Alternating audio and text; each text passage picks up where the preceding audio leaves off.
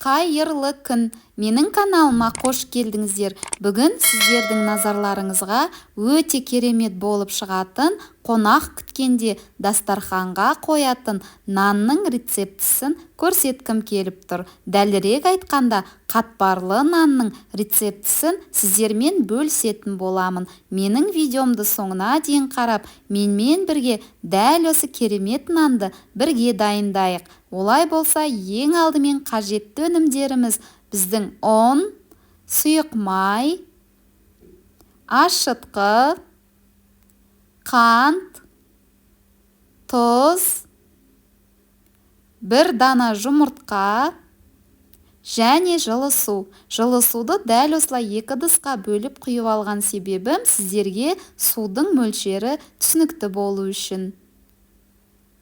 Келесі кезекте осы суымызға ашытқымызды салып, араластырып 2-3 минут уақыт аралығына қалдыратын боламын. Келесі суға тұзды салып, жақсылап араластырып қоямын. Жұмыртқамызды жарып, ағынан сарысын ажыратып аламыз.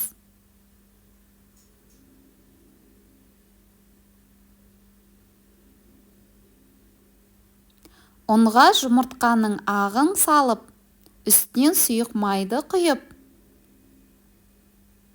қантты саламын.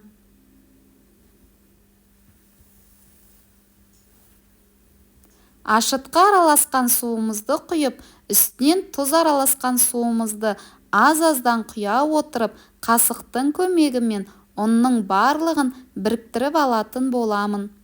Біріккен осы ұнымызды қолдың көмегімен өте жұмсақ қамыр илеймін. Осы қамырды дастархан бетіне түсіріп, тағы да 5-10 минут уақыт аралығында иі қанғанша илеп алатын боламын. Иленген қамырымыздың ыдысымызға салып, бетін жауып, 1 сағатқа көтерілуге қалдырамын. Осы уақыт аралығында ортасына жағатын сары майымды ерітіп дайындап аламын. Қалауларыңызға қарай сары майдың қасына тоң май қосуға болады. Қамырымыз көтеріліп шықты. Осы қамырды дастархан бетіне түсіреміз.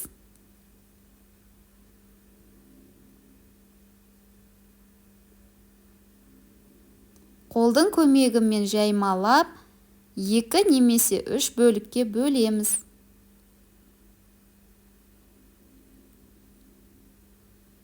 Мен дәл осылай 2 күлшеге бөліп алдым. Қамыр өте керемет иленген, тамаша болып тұр. Осы 2 күлше қамырымның біреуін орамал астында қалдырамын. Екіншісін қолдың көмегімен жаймалаймын.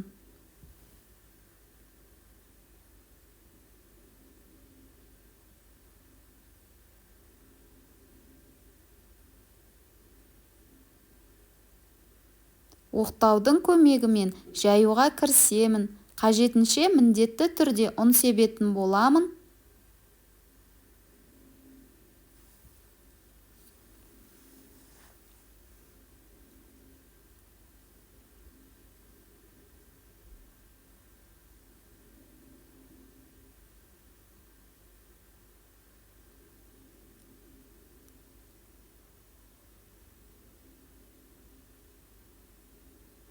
Қамырды қажетті көлемде жұқалықта жайып алдым.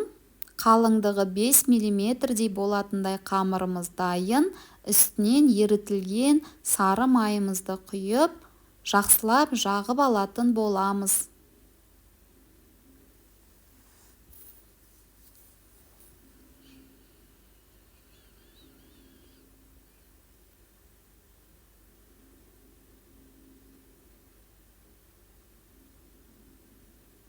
Май жағылған осы қамырды қалыңдығы 2 сантиметрдей болатындай етіп, ұзынша жолақшаларға кесіп дайындап алдым.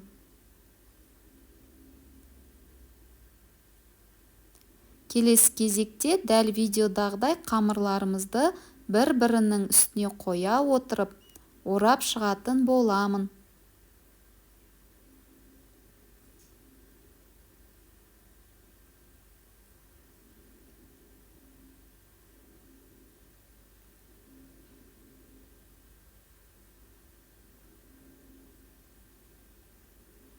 Менде дәл осындай күлше қамыр шықты. Аз ғана ұн себелеп, осы қамырды өзіме қажетті көлемде жайып алатын боламын.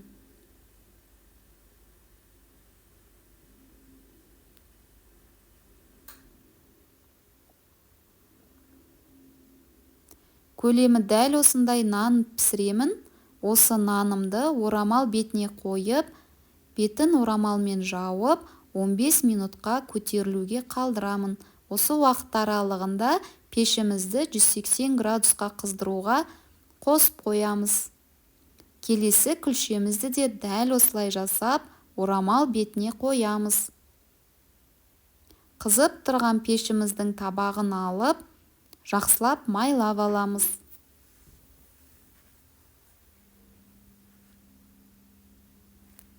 Үстінен дайын нанды салып, бетіне жұмыртқаның сары уызын жағып аламын.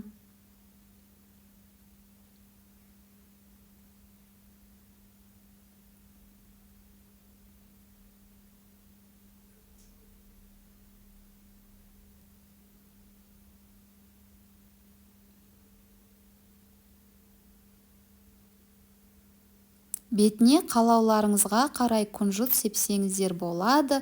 Мен осылай аз ғана себемін. 180 градуста 20-25 минут уақыт аралығында пісіріп алдық. Осымен біздің қатпарлы, өте керемет, сырты қытырлақ, ортасы өте жұмсақ, нәзік нанымыз дайын. Дәл осындай қатпарлы қамырды нанды сіздер де пісіріп көріңіздер. Күнделікті жеп жүрген нандарыңыздан жалыққан болсаңыздар, осы қатпарлы нанды менің рецебім бойынша дайындап көруге кеңес беремін. Менің видеом сіздерге ұнаған болса, менің каналыма тіркеліп, лайк басып, комментарийға жаза кетіңіздер. Қоңырауша белгісін басып қоюды ұмытпаңыздар. Сіздермен бірге керемет рецепттерде кездесетін боламыз. Назарларыңызға көптен көп рахмет. Дәл осы видеомен таныстарыңызбен бөлісуді ұмытпаңыздар. Сіздермен бірге болған Мақпал Ерболатқызы. Сау болыңыздар.